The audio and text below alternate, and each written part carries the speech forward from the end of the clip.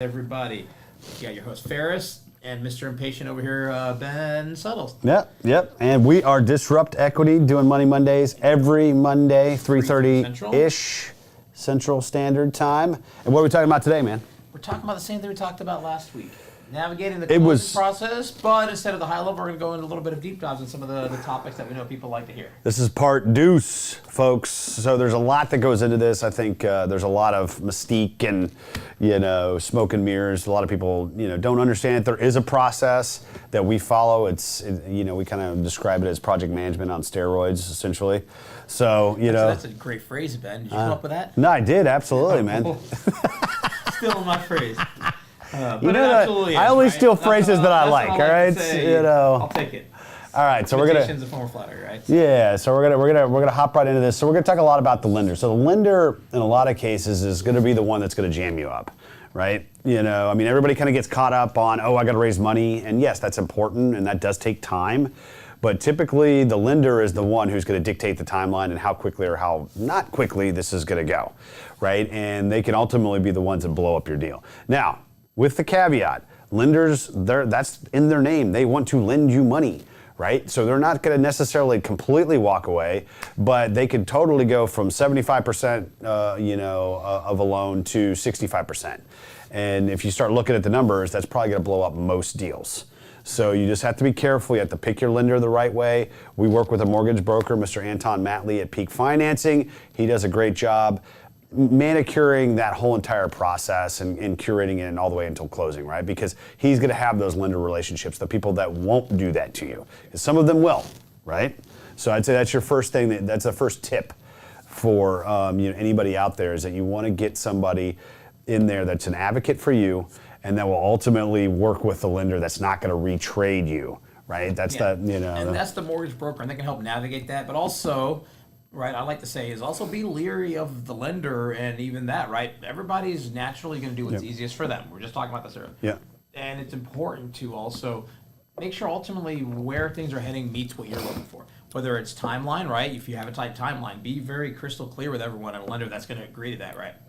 CapEx is a big one that we always fight that battle, where we try to be leery as to what we're signing up for, so lenders can't hold that over your head.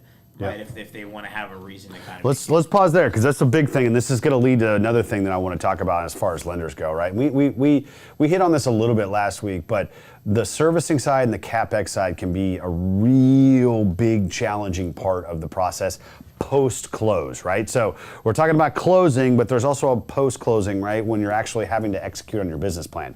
If you've got a lender that never gets back to you, doesn't approve any of your draws, just ultimately makes it a big pain, always has snap inspections and wants to just pretty much drag you through the mud, that's a problem, right? Because that's going to take away from you executing your business plan. That's going to hurt your cash flow and your cash management, and ultimately probably going to jam you up a little bit. We've had several occasions where we've had lenders be so horrible in getting back to us, or just flat out ghost us, that we've had to fund our CapEx out of our own pocket and wait to get reimbursed, right? That's not how it's supposed to work. At the end of the day, you have the draw, you have the escrow for a reason, right? Your GCs and your vendors should be getting paid from that. Instead, we had to come up front, and then we had to fight the battle with our lender, which ultimately I think took like 6 months. So, picking the right lender, not only from they're going to give you good terms up front, but also have a good servicing department. And let's just be honest, most of them aren't going to have a great one, but you're going to try to pick the best one out of the bunch. And that's where a good mortgage broker is going to be worth his weight in gold, or her weight in gold, because they're going to be able to make those recommendations, right? They've done a lot of transactions. They've heard from their clients who's good, who's bad. Right, so that's a couple of tips. Would you say there's anything else in terms of picking a lender? Maybe kind of indirectly, just realize the lender's legal team is another thing to just be conscious of. Right? Yes. These lenders are usually bigger operations, right? Yep. So they have committees, they have groups. They have people that probably don't do anything until the day of closing for your deal. They're busy with other deals. Yep. And so be conscious of that. Make sure you push on that, right? And maybe my big feedback, guys, is during the closing, don't assume anyone is doing anything, right? Like, always follow up, be diligent, ping the reping, get clarity. Because if you assume they're doing something. We all know what happens when you assume, right, Ben? Oh. Make an ASS out of you and me. So, be conscious of that, especially with lending where you have escrow or earnest money. There's some serious consequences of Yeah, they'll blow up. We've had one to give a little bit. I won't spend too much time, but I mean, there was a major lender or government-backed entity, which will not be named, that our file essentially was left on somebody's desk for like 6 weeks. They completely blew past our closing date, which led to us having to, put more earnest money down and renegotiate with the seller, who really at that point felt like he was kind of getting strung along. He didn't buy that it got left on somebody's desk, but it absolutely had. And then we come back, oh, so-and-so was out, and so-and-so's father died, and all this stuff, right?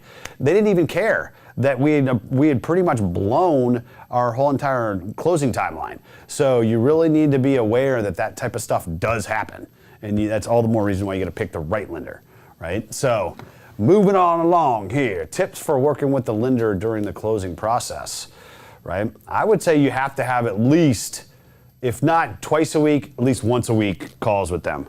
Because if you just leave it up to everybody's getting something done, like Ferris had mentioned, they typically don't start working until the last week. It's just how it is. As much as you lash them and try to light a fire, they're your one file on a desk full of files, and they're just kind of making their way down to you, and then, oh, okay, now I've got this file, and this is supposed to close in 2 weeks. Now I'm going to start working on it, right? Now the origination team has probably seen your file, right? But the people that are actually closing the transaction, the credit committee, the legal team, the most important folks that can really jam your whole deal up, and typically they're don't. usually doing other things, like sometimes reviewing title, some other miscellaneous stuff that's really Yeah. fun. But yeah, all the other stuff is just drags on a day of and go to committee to try to fund 2 days later and, blah, blah, blah, blah, blah, blah. So there's a lot that can go on. Yeah. Be very diligent.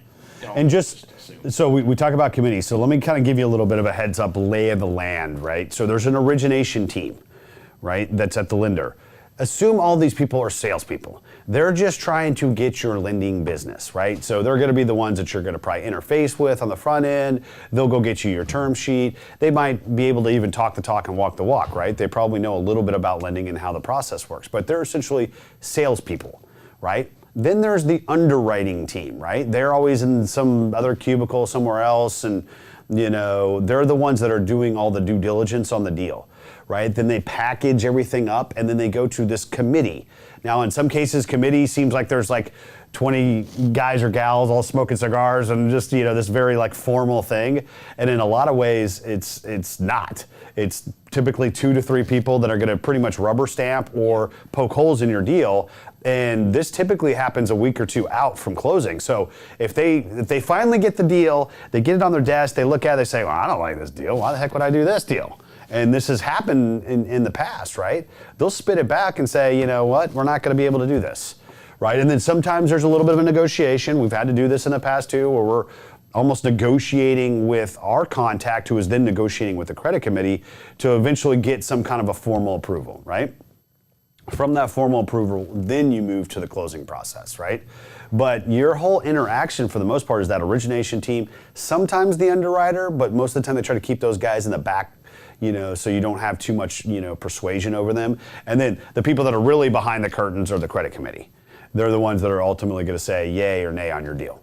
So knowing that and who you're talking to and how much sway they have over it, that's why working with a good mortgage broker that's got, a lot of sway or maybe a lot of purchasing power, right, with one lender or another is a good thing too, because there's a negotiation across the whole entire process, right? Totally agree. From how do you position the deal to working through the traps that might come back from an appraisal or a PCA to ultimately what does the credit committee think and ultimately what they're going to approve, right? There's negotiations happening at every step of the way, right? So, ultimately just be prepared for that, or have somebody that's going to be a good advocate for you.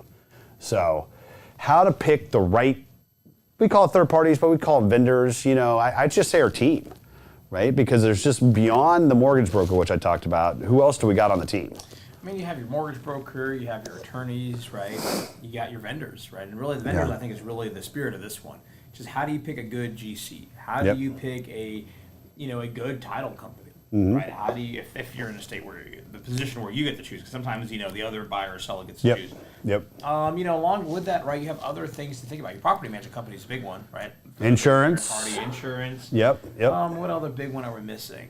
So you got, Let's just go through them, right? So mortgage. What makes a good GC? Let's start there. Making a good GC, they communicate well, right? Organized, they're trustworthy. Well, quality of work, right? Yeah, Ultimately, you hire a GC because you don't want to babysit the project and the people on it. Yes, that's what you're paying them for, right? And they're going to help you kind of develop out that CapEx budget, right?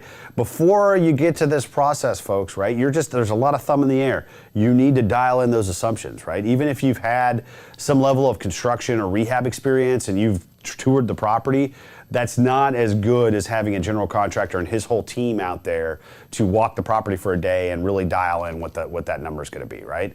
So, but ultimately for me, from a general contractor and working with a lot of them over the years, is trustworthiness.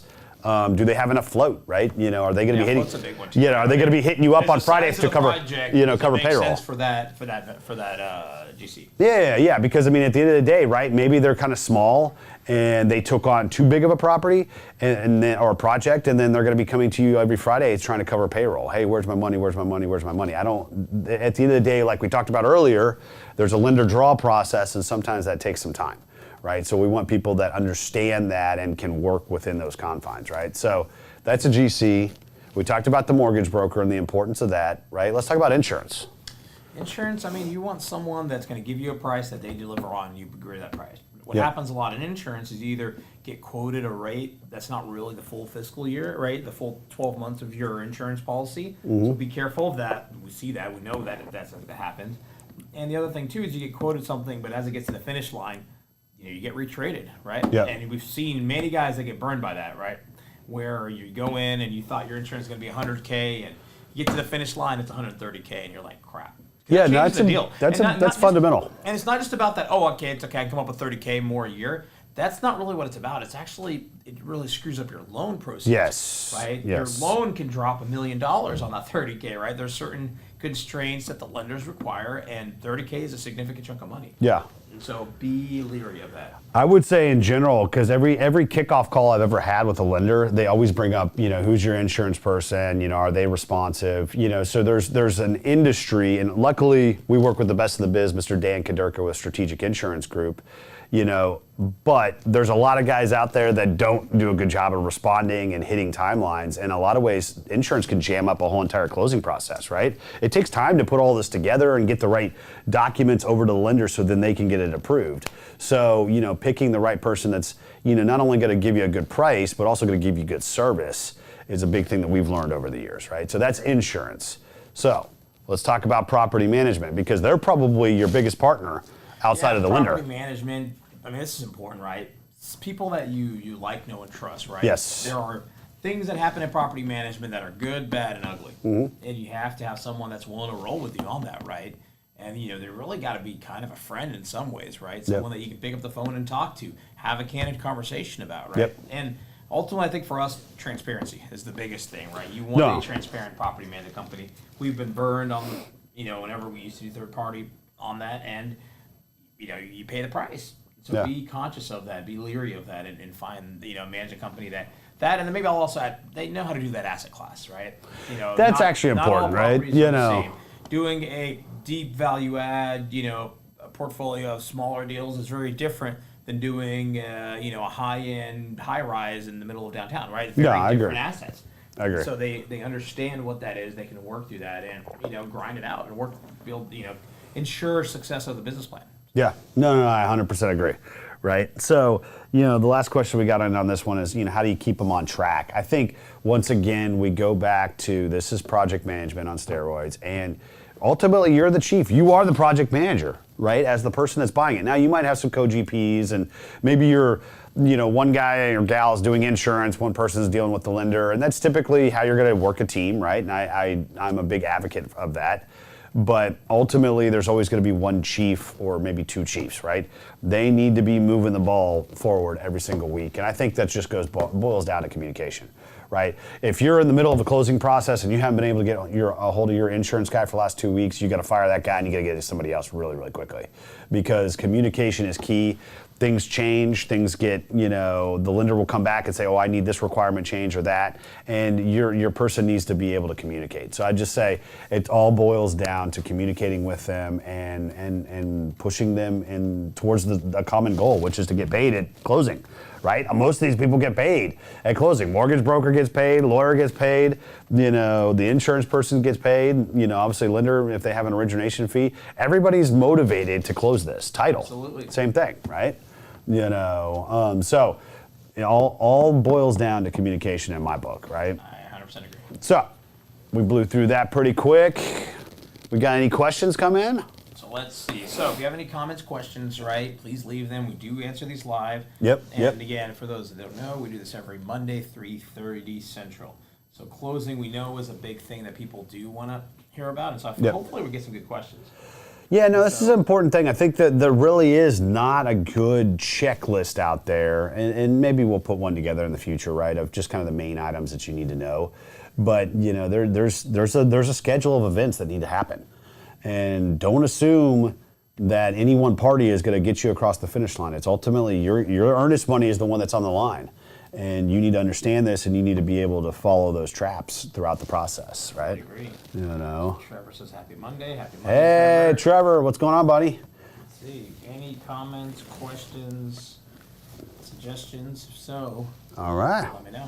We'll keep moving along. So, what's going on in 2 months, Ben? Oh, is it 2 months? November, December, January, 4 months. We're actually 4. Pretty far out. So November, December, January, February. Yeah, we're still 4 months away. Oh my gosh, man! I wish this was feel like next it was that week. far away. We are having our spooky where we're not making any money on. Thanks. See, I got one laugh. On our MFIN network conference. MFIN. Everybody knows about it. This is going to be number 7 for us, I think. Maybe 6. I don't know. We've done a lot of these. But check it out, mfinvestornetwork.com. Put in OCT150 as the coupon code. We're kind of commemorating the whole Halloween and spookiness of this whole entire thing. And you're going to get $150 off on your executive tickets. So, that's pretty exciting. Who do we got going to that thing? A lot of different people. Come on, man. You got Garrett Sutton, right? And if anyone's read some of the Rich Dad Poor Dad series, right? It's, those authors, right? No, those were some of the first real estate books that I read. These books many years ago, and it's the guys, and so we're excited about Tom Wheelwright, Robert Helms. Tom Wheelwright does a good presentation. Hopefully, he's got the big old pen. He's probably gonna. I will bet you. I bet you he's gonna come in with that. He's gonna come in with that. Steak 48 dinner. No, I'm not taking that bet. For those that don't know, Ben owes me a steak 48 dinner, and he's never gonna let me. He's not that widely. And so I'm going to make sure to take him up on it by end of year. I think we had a 12-month expiration policy. There might have been. All right, I'm just trying to ride it out. I'm going to take you up on that. I'm going to. All right. Ben and I are going to sit down later this week and plan out our schedule for the rest of the month. One of the dates will be for that. There you go. All right, it's on me. It's on me. I forgot how that came up. But anyways, I figured I'd mention that part out there. Oh, I was going to bet you another dinner that with Tom Wheelwright. No, and I'm not going to take that because every single time we see him speak, he has that thing. So, no, we're really excited. We're going to probably add some additional speakers, great panels. Ultimately, it's a networking opportunity. For people that really know us, right, they know that we thrive on that stuff. We love building events that really inspire people to kind of get out there and make those connections, right? Because at the end of the day, right, this is checklist, this is numbers, and this is ultimately a relationship business, right? You're not going to get that deal without that broker relationship. You're not going to get your passive investors without a relationship with them, right? It just doesn't go. You can't do all this from behind your desk and a computer. You got to get out there. You got to pass out some business cards and ultimately build those connections. So that is what is behind MFIN Investor Network Conference. All right. So what's coming up next week? Talking about building your business plan in multifamily real estate. Oh my gosh! Are we talking about the property level or the parent level? Let's just property level. Let's right? do the property level. I mean, and maybe we'll put some some scary stuff in there for Halloween. What not to do in your business plan. Scary, my friend. I know. We might not need that. So we're gonna wear our masks next week too, man, because I'm actually kind of excited about that. Year, huh? I know, man. Can you believe that? We've been doing this for a little while. All right. Well, unless there's any additional questions. All right. If anyone has any comments, questions, leave them. Otherwise, we will call it a wrap. Going once. Going twice. Twice. All right. Well, thank you all. Money Mondays. Do this every Monday